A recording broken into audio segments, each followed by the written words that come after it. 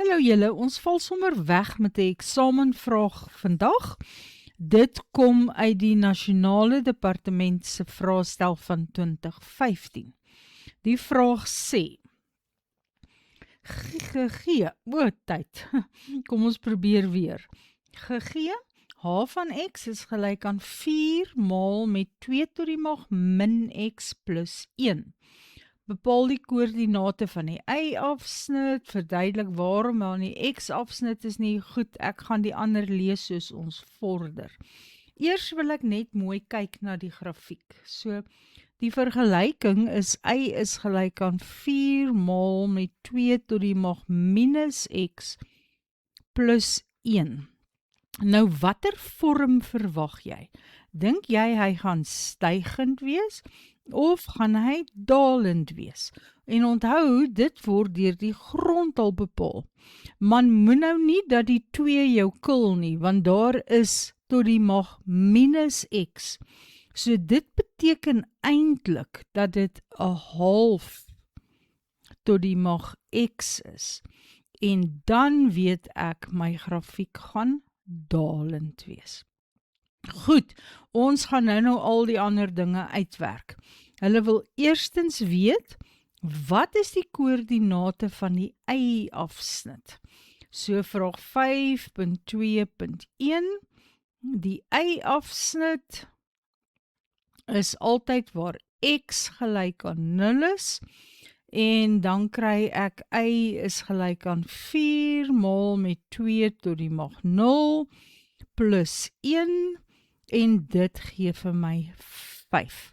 So die y-afsnit het 'n x-koördinaat van 0 en 'n y-koördinaat van 5. So hy gaan daardeur die y-as gaan. Verduidelik waarom h geen x-afsnit het nie. Nou wel, dit sal met die definisieversameling en die asymptote doen nie. Kan jy sien dat ons 1 bytel. Nou onthou weer die gewone, heel basiese grafiek, het 'n horisontale asymptoot op die x-as, en hierdie een skuif 1 eenheid op, wat gaan beteken dat my horisontale asymptoot hier by y gelyk aan 1 gaan wees, en daarom gaan my hele grafiek bokant die asymptoot wees. So, my verduideliking sal maar net ietsie wees soos grafiek, die grafiek is bo die asymptoot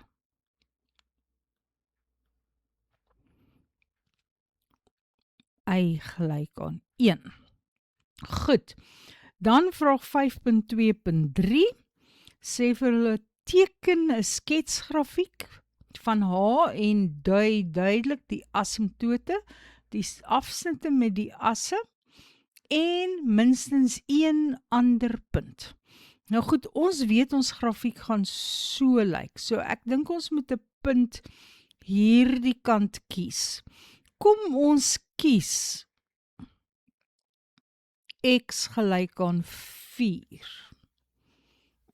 Nee, kom ons maak dit 2. Ek wil nie hê dit moet te groot raak nie. En kyk, as ons 2 in die x sit, dit maak nou nie saak of ek daai een of hierdie een gebruik nie. As ek 2 in die x sit, gaan ek 2 kwadraat kry wat 4 is, wat eintlik onder die lyn is. So y gaan dan wees 4 maal 'n half tot die mag 2 plus 1.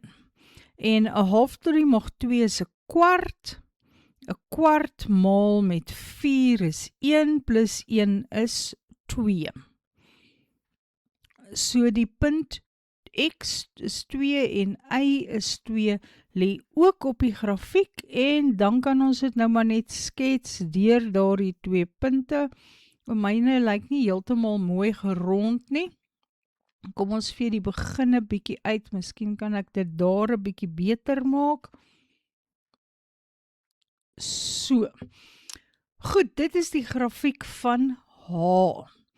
En ek sou die koördinate hier neerskryf. Veral as jy nie heeltemal 'n grid het soos wat ek hier het om dit op te teken nie. Goed, vraag 5.2.4. Beskryf die transformasie van H na G as G van x gelyk is aan 4 mal 2 tot die mag min x plus 2. Nou, kom ons maak skoon, laat ons net 'n bietjie plek het. Beskryf die transformasie na G as G van x gelyk is aan 4 mal 2 tot die mag min x plus 2. Nou wat ek wil doen is, ek wil kyk hoe het hulle H verander om na G toe te kom. So ek gaan die 4 in vermenigvuldig, dan kry ek 4 mal met 2 tot die mag minus x, en 4 mal 2 is 8. Nou vergelyk nou, daardie grafiek van H, kom ons skryf hom hier. H van x is gelyk aan 4 mal 2 tot die mag minus x plus 1.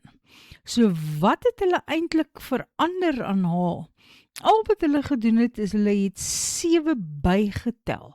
So die transformasie gaan wees, G skuif 7 eenhede op. Goed, onthou wanneer jy 'n transformasie beskryf, moet jy 'n werkwoord hê. Jy kan nie net sê 7 eenhede op nie. Jy moet spesifiek sê hy skuif op, of jy kan sê hy beweeg op, of hy transleer op, maar dan moet 'n werkwoord wees. En nou ja, die getal 7 eenhede opwaarts gaan ook belangrik wees. Jy kan sien daar's 2 punte daarvoor toegeken. Waarskynlik sal die eerste punt gaan vir die om G van x te herskryf, sodat jy kan sien hoe lyk hy. Tyd, dit laat my nou sommer 'n foutjie raak sien. Dis nie G wat opgeskuif het nie. Die oorspronklike grafiek was H. So dis H wat opgeskuif het om G te word. Reg.